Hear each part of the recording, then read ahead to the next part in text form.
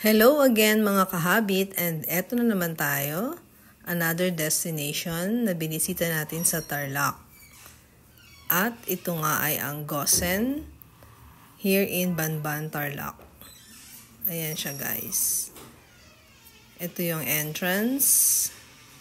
Magbabayad muna tayo ng entrance fee. And then, proceed tayo.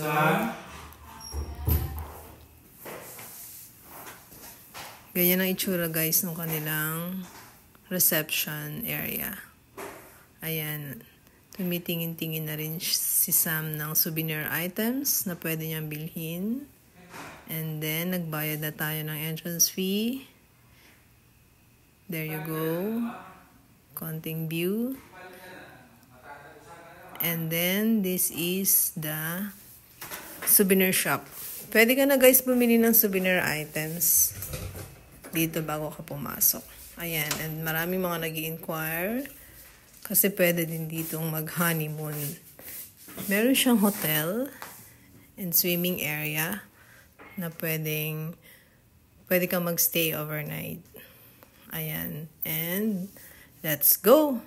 From the entrance, medyo biyahe ng konti, papasok sa kanilang resort. Ayan, ganyan guys ang itsura. Sa entrance pa lang, medyo puro bato-bato na. And bundok-bundok din siya guys. Ayan siya. There you go. Maraming tao. And super init. Ayan. Ang mga view. Para kang nasa ibang bansa. Ganyan ang itsura. And then, umakyat na kami para mag-picture taking. There you go. Akyat tayo sa taas. Silipin natin kung anong meron sa taas. Akyat-akyat. Kahit masakit ang tuhod. Joke lang. Bata pa naman. And konting posing. Ayan. Top view. Marami siyang bundok. And ayan. Marami na ring bumibisita. Para siyang mga unfinished building kasi hindi pa siya tapos and may mga ginagawa pa sa banda doon yan. And ayan guys, puro bundok pa rin siya. Trees and mountains na para kang nasa malayong lugar talaga. And of course, nagposing-posing muna kami ng aking anak. And sinilip ang kabundukan. Approve. Ayan siya. Ayan. So, dinidevelop pa rin talaga ito, guys. And ayan, meron silang mga sinasabi. Binasa-basa rin natin. And ganyan ang itsura. From sa malayo, ayan. And, ayan, para siya mga unfinished, talaga. Hindi mga natapos na building. Tapos, ganyan yung mga view. And, silipin natin yung kanilang swimming pool and yung mga rooms na pwede kang mag-overnight. Yan siya, guys. Yan. Maraming nagsiswimming sa bandang kaliwa. Ayan. And from the top, silipin natin ang baba. Ayan na, ang dalawang anak ko naghahanap na ng makakainan kasi it's lunchtime. And super init sa place na ito. And dito sa loob nila ng mismong hotel ay may mga souvenir items din. And eto na nga ang napili naming kainan. Yan. And nag-drinks muna kami kasi sobrang init talaga. And then, while waiting for our food, picture inside the restaurant. And then, after eating ito, iikot na naman tayo. Kahit sobrang init, hindi natin mapigilan ang mag-video kasi nga yan ang habit natin sa ngayon. Pictures and videos. Ayan siya. Ganyan siya ang mga rooms na pwede kang magstay overnight. Ganyan. And may mga morions, statwa. Marami siyang ganyan, guys.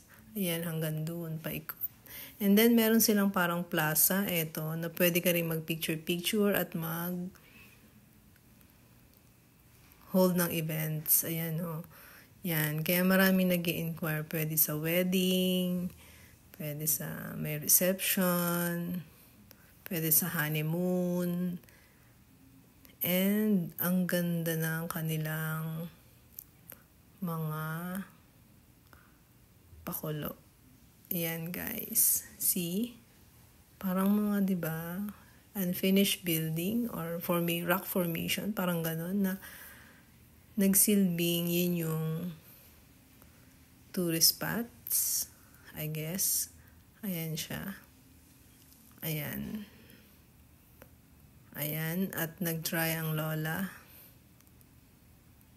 Not yet, lola. Wala pa akong apo. Magpipicture-picture lang tayo dito.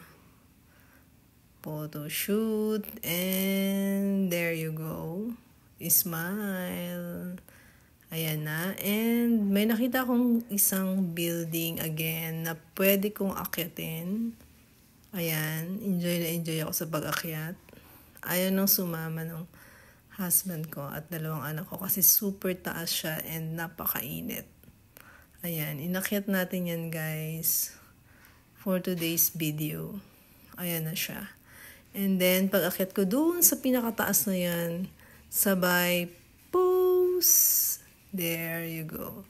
Ayan. And pagbaba ko, kinunan ko agad-agad ang entrance again. And yung other side, inakyat natin kanina kasi nahanap ko na ang asawa ko at ang anak ko. And gusto na naming magpalamig sa sasakyan. Super init kasi, guys. And while walking, nakita namin ito, guys. Mga footsteps. Siguro nung ginagawa ito, hindi pa natutuyo yung pinaka-semento dito sa kalsada. Marami na siyang mga nagmisita. So, inapakan nila yung mga semento na hindi pa natutuyo. Kaya may mga footsteps. And there you go. Ito na kami. Magpapalamig sa sasakyan kasi super init. Nakita nyo naman ang taas-taas ng araw. At gumagala kami. Ayan. Diyan muna kami. Magpapalamig ng konti. And then merienda after. Ayan. And these are our photos during lunch time. Ayan kami mga kinain. Picture-picture.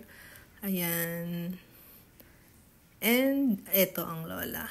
Thank you for watching.